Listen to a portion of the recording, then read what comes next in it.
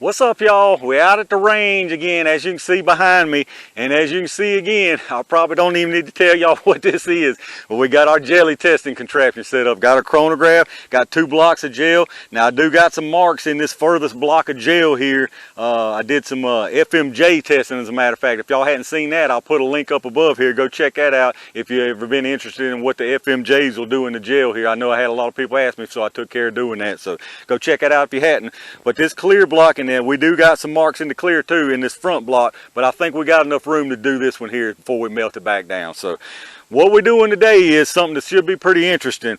We got the Glock 20 out here, the 10mm Glock 20, and what we're testing is, obviously we're testing some 10mm, but we also testing some 40 Smith & Wesson. So I've had a lot of people ask me about doing a 10 versus 40, and I don't actually have anything chambered in 40. But as y'all know, if y'all 10mm owners, you know you can run 40 Smith & Wesson out of your 10mm.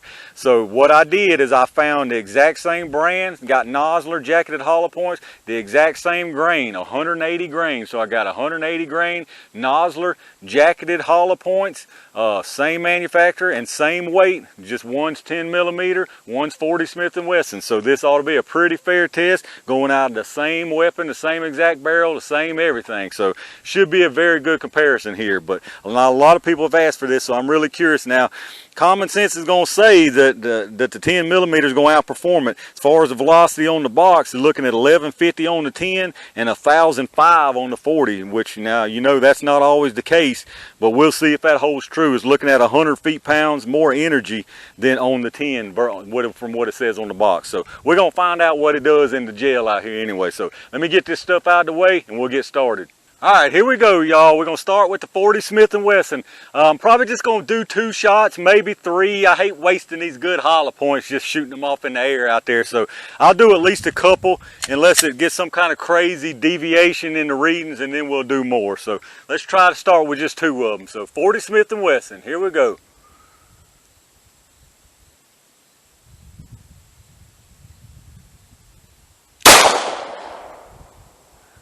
$1,027,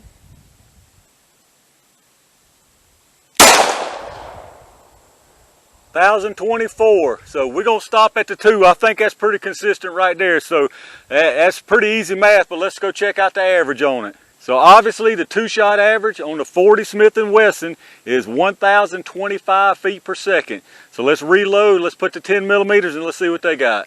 All right, I got it swapped over to the 10mm. Be honest with you, that 40 performed very well. It was about 20 feet per second higher than the box was calling for. So let's see if the 10 does just as good. We're going to get a 2-shot average on this too, so however many it takes, we might get an error on it. So here we go, y'all. 10mm.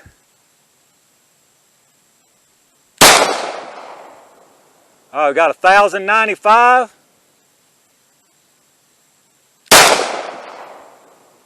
And 1,087, so that's a pretty good measurement, I'd say. Let's go check the average on that. So the 2-shot average on the 10mm was 1,091 feet per second, and if you'll remember on the 40, we had 1,025. So 1,025 versus 1,091. So pretty decent difference on that. So let's get all this stuff out of the way, and y'all know what time it is. All right, here we go, y'all. It's jelly time. So we're gonna start out with the 40 Smith & Wesson. Now I've got some marks in here, so I'm gonna try to put on a good performance and keep them out of them tracks, but it's gonna be hard to kind of get exactly where I want. So let's see what happens here, y'all. 40 Smith & Wesson out of the Glock 20.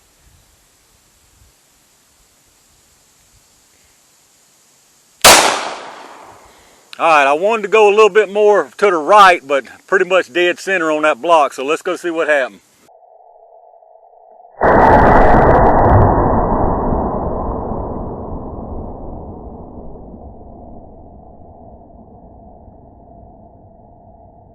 All right, y'all, that was actually perfect placement there. You can see it really well right in the middle. Unfortunately, that ain't gonna leave me a whole lot of play room to get this 10 in where I want it, but we're gonna see what we can do. I'd like to put it under it, but I don't want to get it where it goes out the bottom, so let's see what we can do here. 10mm, here we go, y'all.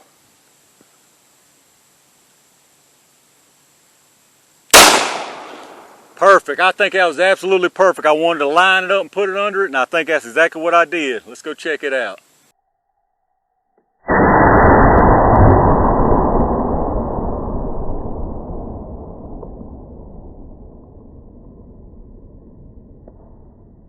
Oh boy, alright y'all, I ain't liking what I'm seeing. I'm liking my shot placement, perfect placement, everything went perfect on the test, but I ain't liking the results I'm seeing, and y'all can probably see why. The 40's on the top, the 10 millimeters on the bottom. So before I even say anything, I think y'all can see it right there. The 40 actually went, looks like about an inch further. The wound channels look basically exactly the same on those.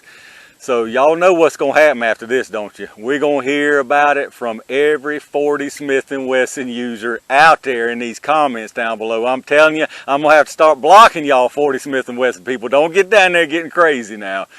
No, but seriously, as you see, the 40 Smith & Wesson, I mean, it arguably outperformed. Now, there is a little bit of a trail in front of that 10 where, you know, it might have rebounded just a hair, but look, we're not making any excuses here. There's virtually no difference between those two rounds. Now, you know, I've said in the past on this that a 10 millimeter is extremely dependent on the ammo, and you would think this nozzler stuff, you would see a significant improvement on the 10 millimeter, but even in this high dollar ammo, you're not seeing it. Virtually identical. So I don't know what to say. You know, like I said before, ammo's a huge difference in 10 millimeter. Now, if I take some of those hot Underwood rounds or some Buffalo bores, now guaranteed they're going to outperform. But apples to apples here, there's virtually no difference, and you could actually even argue that the 40 slightly outperformed the 10 millimeter. So I don't know, guys. What do y'all think here? I mean, we got to save face here. Us 10 millimeter guys, we got to come up with some kind of excuse, y'all. What you got for me? Let's get the penetration so we can tell exactly, but it looks like it's right about an inch difference. So the 40 Smith & Wesson on the top went right to 13, well, stopped at 14. 14 on the 40 Smith & Wesson, the 10 on the bottom, not quite 12 and a half, so about 12 3/8. 12 3/8 on the 10 versus 14 inches on the 40. So I don't know, y'all. I don't know what else to say. Let me take y'all, let's get an overhead look at it just so y'all can have that view. It's going to be tough to see, but we'll look at it anyway. All right, here's the overhead view. They're imposing over each other, but if we do it at an angle, a little bit of an angle, 40 on the top, 10 on the bottom, as you can see, you can't even come and say, well, the 10's wound channel is bigger, because it's not. Both of them looks like they lost a pedal off of their jacket right about in there. Y'all can see the 10 stopped there, the 40 kept trucking. We'll go from this side here, same deal. 10 on the bottom, 40 on the top, almost absolutely identical. The 10 gives out a little bit before the 40 does, so I don't know, y'all. I don't know what to say. Let's pull these projectiles and hope there's some kind of saving grace in that. All right, y'all. We ain't seeing much to save us on the projectiles either. Now there is a slight difference. This is the 40 on this side. This is the 10. Now I did break off a piece of one of the lead pedals that's still in there, trying to get it out with needle nose pliers. So there should be still a pedal there that folded back like the rest of these, but I don't know how well this is going to come through. They're pretty much the same size.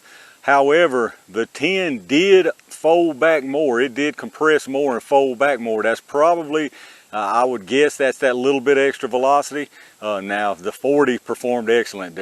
I'm sitting here grasping at straws, to be honest with you, but to just be completely objective, it did fold back a little more on the 10.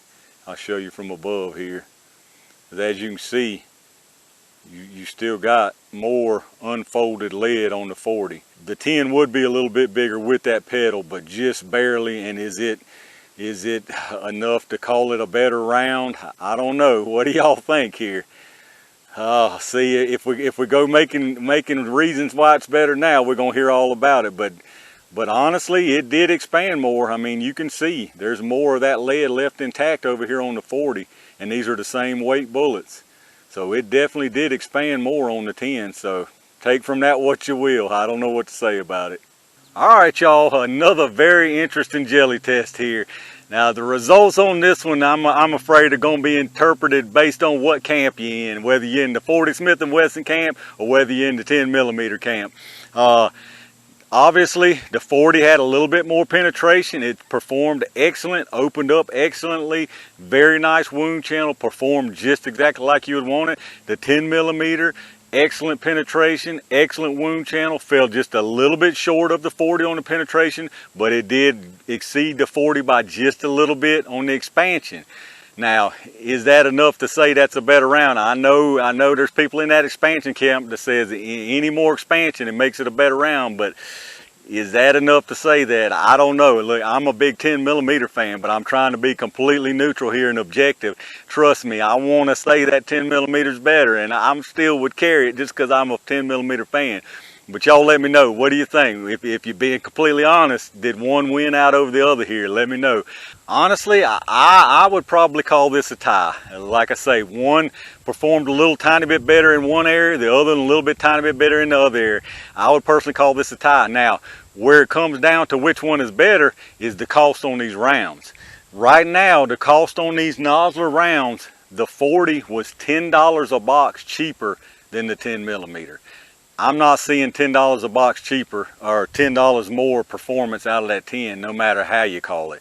Now, I know, like we've said before, and I totally agree, there's no price to put on protecting your life. Absolutely, money's no object.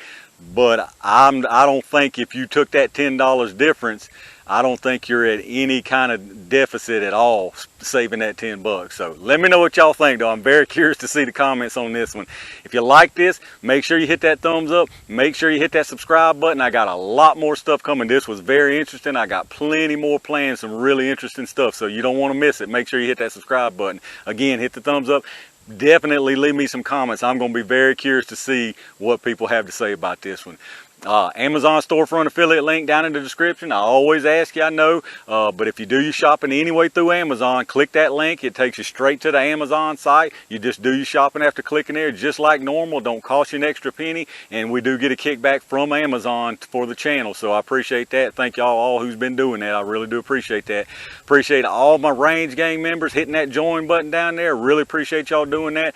Like I always tell you, I really appreciate each and every single one of y'all for watching my videos, hitting that thumbs up, hitting that subscribe button, and leave me some good comments down below. I really like to read your comments. So plenty more good stuff to come. So in the meantime, stay safe, stay prepared, and I'll see you soon.